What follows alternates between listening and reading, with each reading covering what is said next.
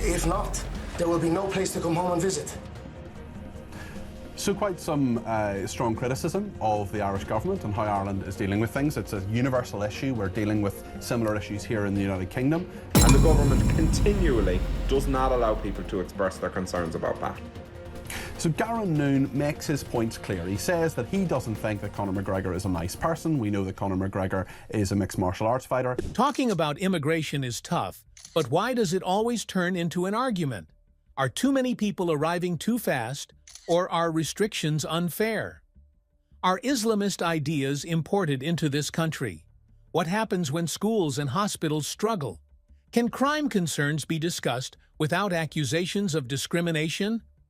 With strong opinions on both sides, how do we find a fair solution?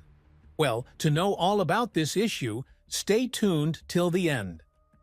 Ireland is in the middle of a fierce debate over immigration, and two well-known figures, MMA fighter Conor McGregor and comedian Garron Noone, have found themselves at the center of the storm. It all started when McGregor, speaking at a St. Patrick's Day event at the White House, openly criticized the Irish government, saying, "Our leaders have abandoned the Irish people.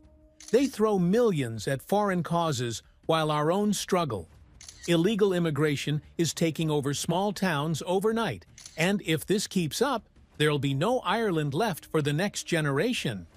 His words struck a chord with many who feel their concerns are being ignored, but critics immediately accused him of pushing fear-based narratives and aligning with far-right politics. Immigration has become a deeply polarizing issue in Ireland, with some citizens arguing that the country is taking in too many people too quickly, while others believe resistance to immigration is fueled by misinformation and racism. Then came Garron Noone, a popular comedian who tried to offer a more balanced take. He made it clear that he didn't support McGregor personally, but admitted there were real issues, saying, "McGregor isn't someone I admire, but that doesn't mean he's wrong about everything. The immigration system is broken. Some people abuse it, and the government refuses to talk about it. That doesn't mean we shouldn't help those in need, but we need honesty." His comments were meant to bridge the gap, but they only fueled more outrage. Almost immediately, Noone faced backlash, with people accusing him of normalizing dangerous views. Social media turned against him, and after relentless criticism, he deleted his posts.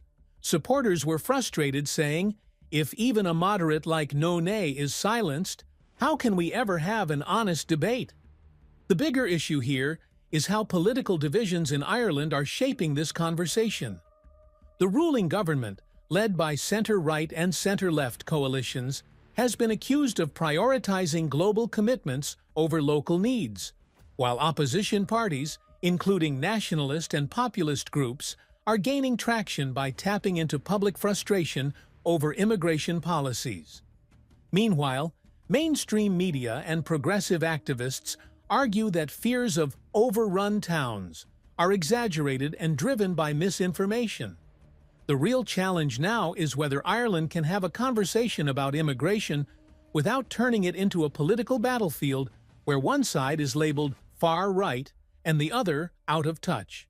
If people can't even question policies without facing extreme pushback, it only deepens the divide. So, is there a way to address real concerns while keeping the conversation fair? Why is it so hard to talk about immigration? In Ireland, as in many Western countries, discussing immigration has become incredibly difficult. The moment someone raises concerns, they risk being labeled racist or xenophobic, which shuts down the conversation before it even starts. A Twitter user, Marion County Down, expressed this frustration saying, "In Ireland and across the West, if you mention problems with immigration, you're immediately called racist.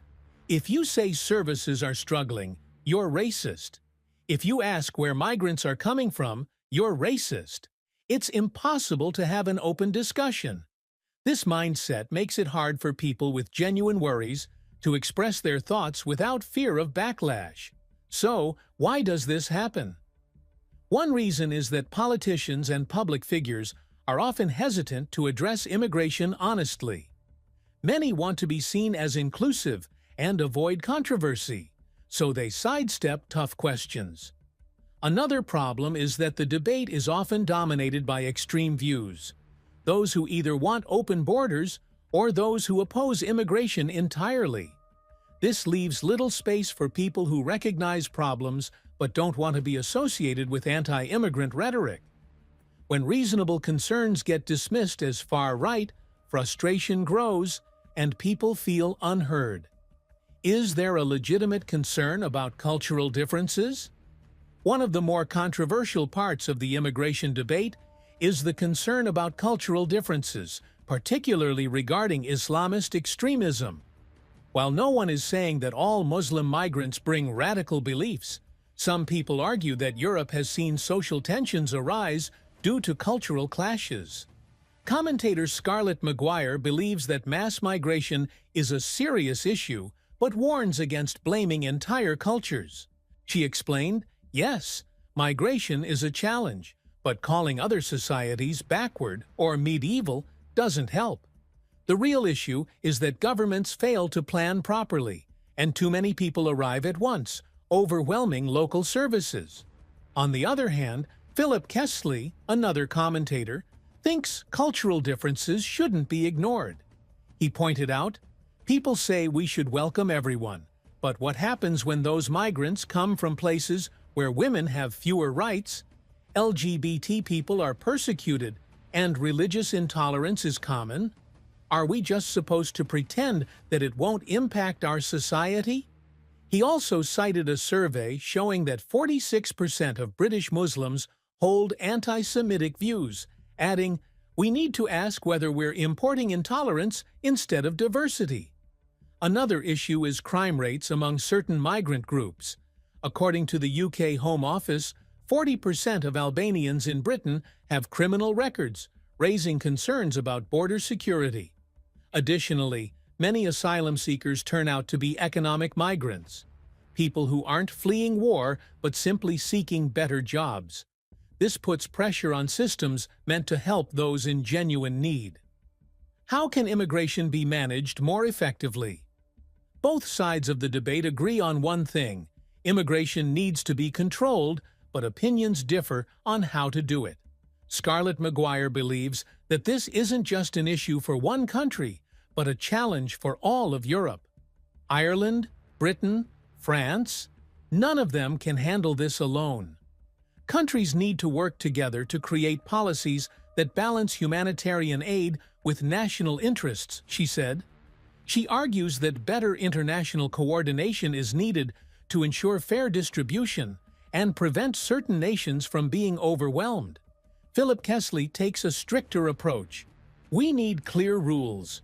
Only allow migrants who have jobs waiting for them. Stop uncontrolled asylum claims. Instead of relying on migration, invest in training local workers to fill labor shortages, he suggested. His view reflects growing frustration among citizens who feel their governments rely too much on foreign workers instead of developing their own workforce. The immigration debate is often intense, with some wanting open borders and others wanting strict limits. But is there a fair middle ground? Many believe immigration policies should protect national interests while also helping those in need. Border security is a big concern. If illegal immigration isn't controlled, some areas become overcrowded, leading to frustration among locals. Faster deportations for those who don't qualify for asylum could help prevent system abuse. However, honest discussions about immigration are often shut down. An Irish commentator put it this way: "If we can't talk about the problems, how can we fix them?" Another issue is integration. Many migrants want to contribute, but cultural differences can cause tension. Governments should do more to help newcomers understand local laws and values.